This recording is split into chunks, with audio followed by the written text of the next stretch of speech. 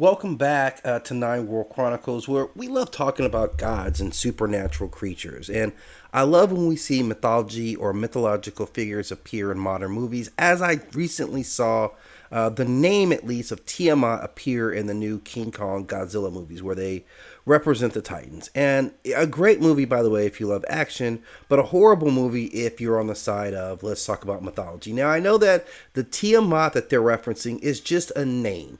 But again, names matter, and I feel like in the name of Tiamat, in the representation of Tiamat, that we need to put some respect behind her name, as they like to say now.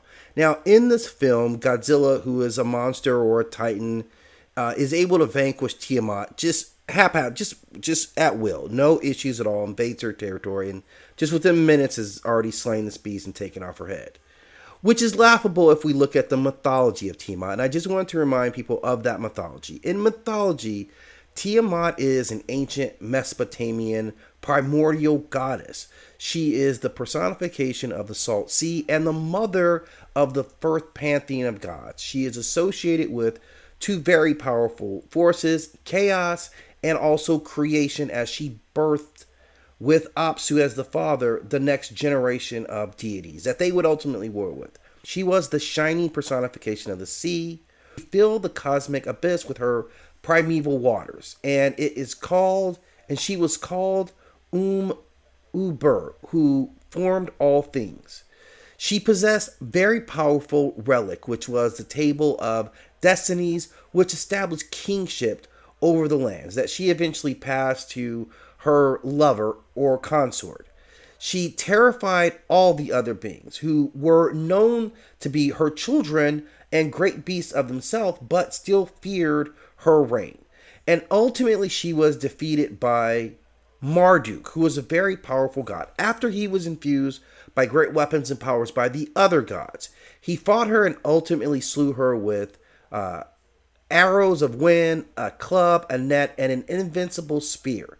And he was able to take over and usher a new lordship into the kingdom. There was great poetry written about his war with her, and I'll take an excerpt.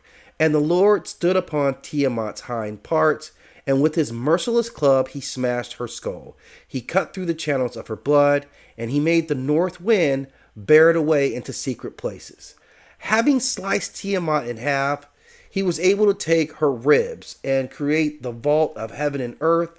From her weeping eyes came the sources of the Tigris and Euphrates, and her tail became the Milky Way. So that gives us an idea of how massive of a creature that she really was.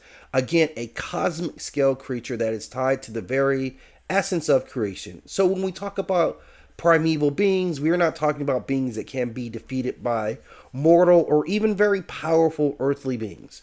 Not that I'm, taking an umbrage with Godzilla the movie, but taking that name and using it in that fashion really casts disparagement on the mythological dragon of chaos that we know to fear. That was someone who haunted the space waves and had dominion over the realm that we live in now until she was ultimately defeated. Unless that is what the Mesopotamian mythology tells us. So at any rate, the idea of Tiamat versus Godzilla is laughable if we were actually representing the true Tiamat. And we need to represent the actual myths. They're incredible stories. So thank you again for stopping in. I just want to, again, put some respect on the name of Tiamat.